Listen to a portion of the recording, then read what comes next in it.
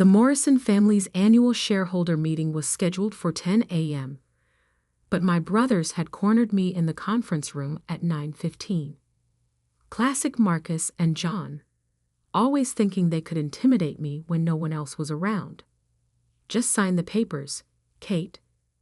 Marcus pushed the documents across the mahogany table. Make this easy on yourself. I studied my older brothers. Marcus in his $5,000 suit, John nervously adjusting his Rolex. They looked powerful, successful. The perfect heirs to Morrison Technologies. But I saw what others missed, the desperation in their eyes. Why now? I asked quietly, though I already knew. After 5 years of ignoring my shares in the company, why the sudden interest? John glanced at his phone again, the 4th time in 10 minutes. The board meeting's in 45 minutes. Sign the transfer documents, take the buyout, and walk away with $2 million. Generous offer. Generous? For 25% of a company worth billions. I suppressed a smile, thinking about what they didn't know. What they'd never bothered to learn about their little sister. And if I refuse? I kept my voice neutral, years of practice hiding my thoughts. Marcus leaned forward, his facade of brotherly concern slipping. Then we'll make sure everyone knows about your problems. The board won't want a mentally unstable shareholder, will they? Ah, there it was. The threat they'd been building to. 5 years ago, they'd used my breakdown after Dad's death to push me out of operations. For my own good, they claimed. The perfect excuse to sideline the sister they'd always underestimated. My problems, I repeated softly. You mean the 6 months I took off to grieve our father? While you two were fighting over his office before his body was cold. That's not, John started, but his phone buzzed again. This time, his face paled slightly as he read the message. I knew what it said. I'd orchestrated every message he'd received this morning. Something wrong? I asked innocently. You seem nervous, John. Sign the papers, Marcus snapped, patience wearing thin, or we'll destroy you. Every mental health record, every therapist visit, every medication. By the time we're done, you won't be able to manage a coffee shop, let alone hold shares in a tech company. I checked my watch. 9:20 a.m. Right on schedule. Interesting threat, I noted. Especially considering what's happening right now at Quantum Solutions. Both brothers stiffened. Quantum Solutions was our biggest client. $1.2 billion in annual contracts. The cornerstone of Morrison Technologies' success. What are you talking about? Marcus demanded. My phone rang. I'd programmed this call weeks ago, timing it perfectly. Excuse me, I said politely. I should take this. I hit the speaker button. Hello, Ms. Morrison. A familiar voice filled the room. This is Richard Chen, CEO of Quantum Solutions. I'm calling to confirm our new exclusive partnership agreement. Marcus lunged forward. What partnership? Ah, are your brothers there? Richard sounded amused. Perfect timing. I was just telling our board how we'll be transitioning all our contracts to Kate's new division. After all, she's been handling our real development work for the past 2 years. The color drained from my brothers' faces. What? What is he talking about? John whispered. I pulled out my laptop, opening files they'd never bothered to check. Remember when you sidelined me? Suggested I focus on small projects while you handled the real business. Screen after screen showed successful projects, hidden innovations, quiet deals I'd built while they were posturing in board meetings. Those small projects? They're now the backbone of Quantum's entire operating system. The innovations you've been taking credit for. All came from my team. The contracts you're so proud of. They have my signature, not yours. Impossible, Marcus sputtered. We run this company. No, I corrected him. You play at running it. I actually built something. I opened another file. Emails, contracts, development plans. 2 years of careful work, hidden behind the facade of a mentally unstable sister they dismissed. While you were busy threatening me, Quantum Solutions conducted a security audit, found out who really developed their technology, who actually delivered results instead of empty promises. Richard's voice came through the speaker again. Kate, the transfer is complete. All development contracts now run through your division. Exclusive partnership, as agreed. Thank you, Richard. I smiled. I'll see you at the board meeting. As I ended the call, Marcus grabbed the buyout papers, hands shaking. You can't do this. We control the board. About that, I pulled up one final document. Remember when Dad restructured the company before he died? The shares he left in trust. John's face went even paler. The neutral trustee was appointed by me. I finished. Dad knew what you two were. Knew you'd try to push me out. So he made sure I had protection, if I could prove myself worthy of running his company. The screens around the room lit up with project data, client testimonials, and financial records. 2 years of hidden success, revealed all at once. The board meeting starts in 30 minutes. I stood up, straightening my jacket. They'll be very interested in learning who's really been driving this company's innovation. Who really secured our biggest client's loyalty? We're your brothers. Marcus tried. Desperation replacing threats. Family. Family. I laughed softly. You haven't been family since you tried to destroy me after Dad died. You've been obstacles. Now you're just footnotes. I gathered my materials, heading for the door. Oh, and those mental health records you threatened to expose. Release them. Show everyone how I rebuilt myself, developed groundbreaking technology, and saved this company, all while dealing with grief and anxiety. I'm sure the press will love that story. Leaving them in the conference room, I headed to my real office, the one they'd never known about, where I'd spent 2 years building the future they couldn't see. The quiet sister they'd underestimated had just changed the game. And I was just getting started. At exactly 10 a.m., I walked into the Morrison Technologies boardroom. The tension was palpable. 18 board members shifting uncomfortably in their leather chairs, watching the drama unfold. Marcus and John sat at their usual places, faces still ashen from our earlier confrontation. Behind them, a screen displayed the Quantum Solutions logo, a reminder of what they'd just lost. Before we begin, I announced, taking my seat, there are some changes to discuss. I nodded to Amanda, my previously hidden executive assistant. She distributed folders to each board member, detailed reports of the past 2 years' actual operations. What you're looking at, I continued, is the true source of Morrison Technologies' recent successes. Not the public projects my brothers have been taking credit for, but the real innovations that have kept this company competitive. The board members began flipping through pages, their expressions shifting from confusion to shock. Project Phoenix. I clicked through slides on the main screen.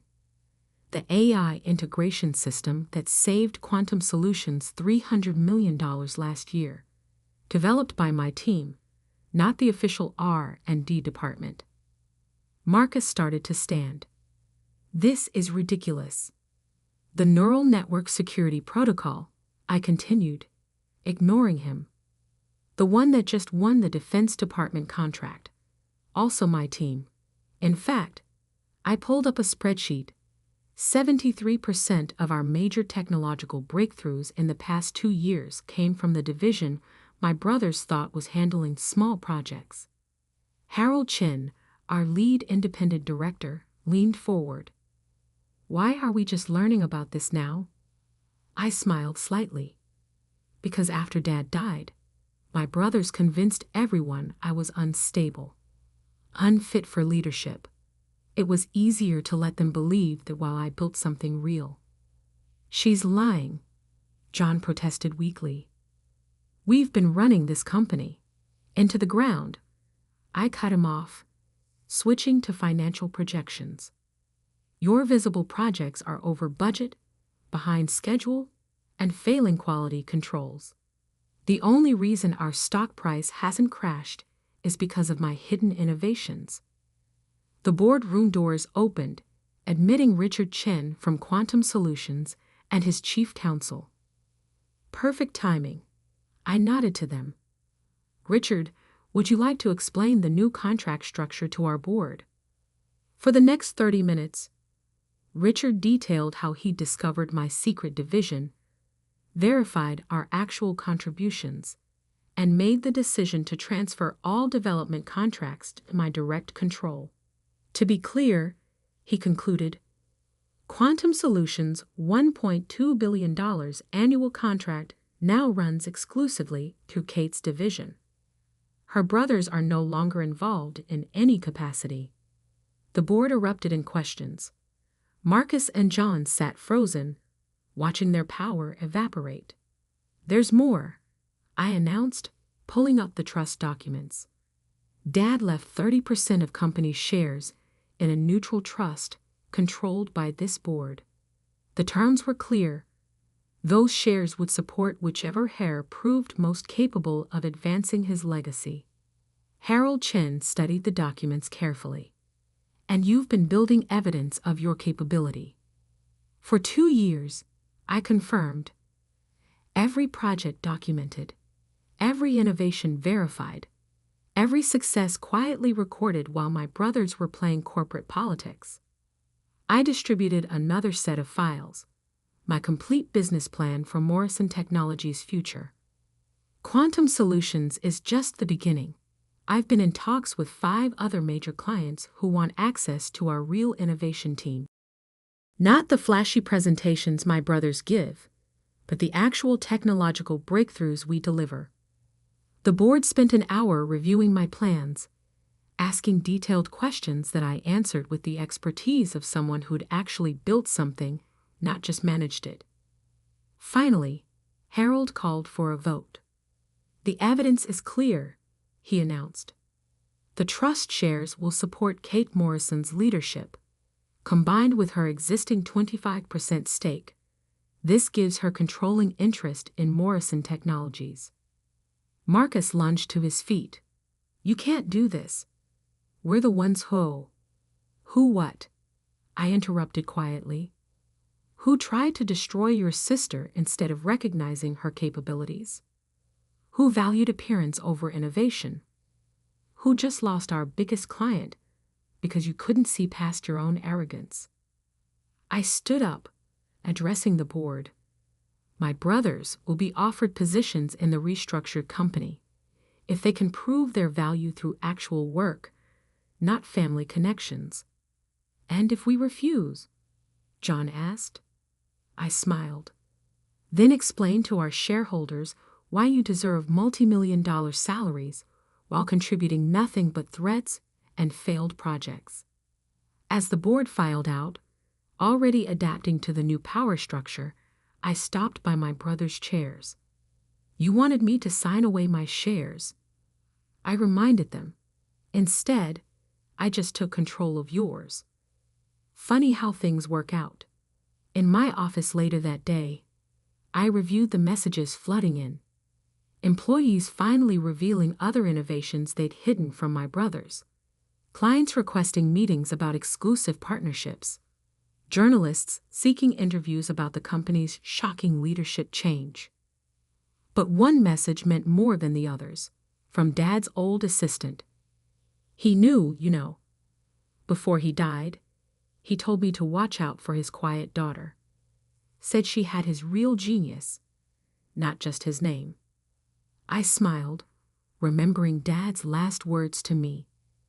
Let them underestimate you, Katie. True power doesn't need to shout. It builds, creates, transforms. Show them what real leadership looks like. The next morning, I arrived early to find my brothers waiting in my office. What do you want? I asked, setting down my laptop. Marcus looked different. Humbled. Maybe. The position you offered. We'd like to discuss it. I studied them carefully. No more corner offices. No executive titles. You'll start where I did, proving your worth through actual work. We can learn, John said quietly, if you'll teach us. Funny, I replied. 2 days ago you were threatening to destroy me. Now you want me to teach you. We were wrong, Marcus admitted, about everything. I thought about Dad, about his belief in redemption through hard work. Monday morning, 8 a.m. sharp. Regular offices on the development floor. Show me you can build something real. And maybe you'll earn back some of what you lost. As they left, I turned to the windows, watching the city wake up. My phone buzzed with project updates, client meetings, and board confirmations. The quiet sister had become the powerful CEO. The hidden genius had emerged, and the real innovation was just beginning. 6 months after taking control of Morrison Technologies, I stood in my father's old office, now mine, preparing for another board meeting. But this one was different. Today would reveal whether my brothers could truly change, and whether the company's transformation was complete. The morning sun reflected off the glass skyscrapers surrounding our headquarters, casting patterns across the project reports on my desk. Each page told a story of revolution. Stock price up 45%. Market share increased by 30%. Innovation patents tripled. Employee satisfaction at record levels. A knock at my door preceded Amanda's entrance. They're ready for you. Both presentations. The main auditorium was packed. Shareholders, employees, media, and industry analysts. All here to witness what I'd built from the ashes of my brother's reign. I took the podium, remembering the day they threatened to destroy me. 6 months ago, I began. Morrison Technologies stood at a crossroads. Not between success and failure, but between appearance and substance. Between what we claimed to be and what we could actually achieve. The screens behind me lit up with our latest innovations. Real ones, not the empty promises of the past. Our partnership with Quantum Solutions has expanded into a $3 billion annual contract. Our AI security protocols have become industry standard, and our development teams, all of them, are now working in true collaboration. I paused, looking at Marcus and John, sitting in regular seats among the development team members. Some of you know that my brothers started in new positions 6 months ago. Entry-level development roles, stripped of their executive titles. Today, they'll present their first major project. Marcus and John walked to the podium, dressed in standard business attire instead of their one-signature expensive suits. Something had changed in them. The arrogance replaced by something resembling humility. Project Unity, Marcus began, pulling up their presentation. A breakthrough in quantum encryption that we developed with our team members, not over them. For the next hour, they demonstrated actual innovation. Real work they'd done alongside developers they once would have ignored. The technology was impressive, but more striking was their transformation.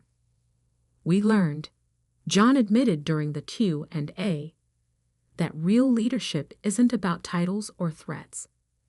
It's about building something meaningful. Our sister, he paused, emotion visible, showed us what we should have seen years ago. After their presentation, I returned to the podium. This is the new Morrison Technologies, where innovation comes from every level, where good ideas matter more than good connections, where even those who once wielded power destructively can learn to build constructively. I introduced our new initiatives, an innovation incubator open to all employees, a mentorship program pairing experienced developers with emerging talent, a corporate culture that valued substance over style. Some said we were destroying company tradition, I noted. They were right. We destroyed the tradition of hierarchy over merit, of appearance over achievement, of power over purpose. The screens showed our new organizational structure, flat, collaborative, focused on innovation rather than titles. Real power, I continued, isn't in making others feel small. It's in helping them become great. Real leadership isn't about control, it's about creation. As I concluded, the applause was genuine, not the polite corporate kind, but the sound of true appreciation. Later in my office, Marcus and John asked to speak with me privately. We found these in Dad's old storage unit, Marcus said, placing a box on my desk. You should see them. Inside were Dad's personal journals, including entries from his final months. His last entry struck me deeply. Katie, my quiet warrior. They never saw your strength because they were looking for their own kind of power. But you have something better. The power to build, to transform, to lead through creation rather than domination. I'm leaving you the tools to prove yourself, but you'll have to fight your own battles. Show them what real leadership looks like. And maybe, just maybe, show your brothers too. I looked up at Marcus and John. He hoped you'd learn. We're trying, John said quietly. The past 6 months, actually working with the teams, creating something real, it's changed us. Keep proving it, I replied. Not to me, to yourselves. That evening, as the office quieted, I stood at my window watching the city lights emerge. My phone buzzed constantly, project updates, partnership requests, media inquiries about our revolutionary corporate structure. But one message made me pause. From a junior developer on Marcus's team. Your brother actually listened to my idea today. Said it was brilliant. Said you taught him that good ideas can come from anywhere. Thank you for changing not just the company, but the people in it. I smiled, thinking of all the battles ahead, the innovations yet to build, the transformations still to come. My father had built the foundation. My brothers had nearly destroyed it. I had transformed it. And somewhere in the company, another quiet innovator was preparing to write the next chapter. Because that's how real change happens. Not through threats or dominance, but through the quiet power of creation. Through the strength to build rather than break. Through the courage to transform not just systems, but people. The underestimated sister had rebuilt an empire. The threatened leader had become a teacher. And the real innovation was just beginning.